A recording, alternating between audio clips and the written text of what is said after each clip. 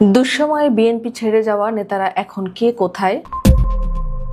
বিএনপির জন্য সবচেয়ে সুসময় ছিল 2001 থেকে 2006 সাল পর্যন্ত। সেই সময়ে দলে ভিড় ছিল প্রভাবশালী নেতাদের, কিন্তু 2007 সালে 1-11 সরকারের দায়িত্ব গ্রহণের পর দলটি ক্রমশ দুর্বল হয়ে পড়ে।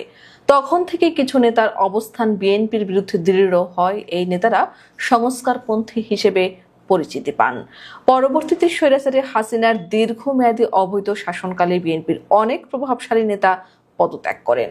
কেউ কেউ ব্যবসা বাণিজ্য রক্ষার জন্য গোপনে ফ্যাসিস্ট আওয়ামী লীগ সরকারের সঙ্গে সংযোগ স্থাপন করেন, কেউ নতুন দল গঠন করে নির্বাচনে অংশ নেন।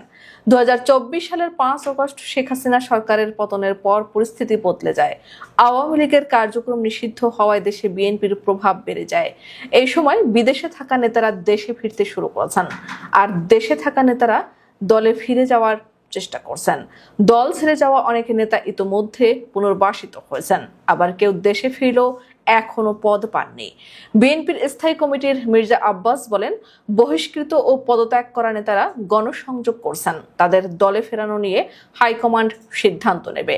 এক সময় বিএনপির সবচেয়ে প্রভাবশালী নেতা মোসাদ্দেক আলী ফালু, সাবেক ভাইস চেয়ারম্যান ও খালেদা জিয়ার রাজনৈতিক সচিব ফালু 2017 সালে বিদেশে যান এবং 2024 সালের 19 আগস্ট দেশে ফিরে খালেদা জিয়ার সঙ্গে সাক্ষাৎ করেন। তবে দলে ফিরে আসলেও পূর্ণ পদ না পাওয়া নিয়ে আলোচনা রয়েছে।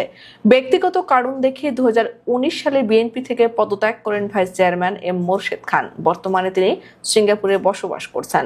বিএনপির প্রতিষ্ঠাকালীন নেতা ব্যারিস্টার শাহজাহান ওমর 2023 সালে আওয়ামী লীগে যোগ দেন, তবে পরে বহিষ্কৃত হন। তিনি বর্তমানে কারাগারে রয়েছেন। শাহজাহান ওমরের রাজনীতির প্রভাবের কারণে স্থানীয় কিছু নেতা বিএনপি ছাড়েন। 2023 সালের 19 সেপ্টেম্বর শমশের মবিন চৌধুরী তৃণমূল বিএনপি দলে যোগ দেন, তবে বর্তমানে রাজনীতি থেকে সম্পূর্ণ অবসর নিয়েছেন। কল্যাণ পার্টির চেয়ারম্যান অবসরপ্রাপ্ত মেজর সৈয়দ মোহাম্মদ ইব্রাহিম দীর্ঘদিন রাজনীতির আড়ালে থাকেন। তিনি এখন বাড়িতেই সময় কাটাচ্ছেন।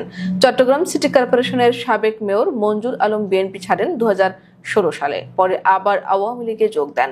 তিনি বর্তমানে ব্যবসা বাণিজ্য ও সামাজিক কর্মকাণ্ডে মনোযোগী। দুই সাবেক এমপি শাহ মোহাম্মদ আবু জাফর ও আব্দুর রহমান বিএনএম নামে নতুন দল গঠন করে সংসদ নির্বাচনে অংশ নেন, তবে বর্তমানে রাজনীতি থেকে অবসর গ্রহণ করেছেন। বিএনপির কেন্দ্রীয় নেতাদের মধ্যে কর্নেল শাহজাহান মিয়া, মহিউদ্দিন খান মোহন, সৈয়দ এ কে একরামুজ্জামান, তৈমুর আলম খন্দকার, মেজর আক্তারুজ্জামান ও জিয়াউল হক মোল্লা দল ছেড়ে যান। কেউ কেউ আদালতের মামলার চাপ ও স্বাস্থ্যগত কারণে সক্রিয় নয়। যেসব নেতা কঠিন সময় দল ছেড়ে যাননি বা ডামি নির্বাচনে অংশ নেননি, তাদের মনোনয়ন 2024 সালের নির্বাচনে বিবেচনা করা হয়েছে। এর মধ্যে খুলনার নজরুল ইসলাম মঞ্জু, মিজানুর রহমান সিনহা, আলী আসগর লবি রয়েছেন।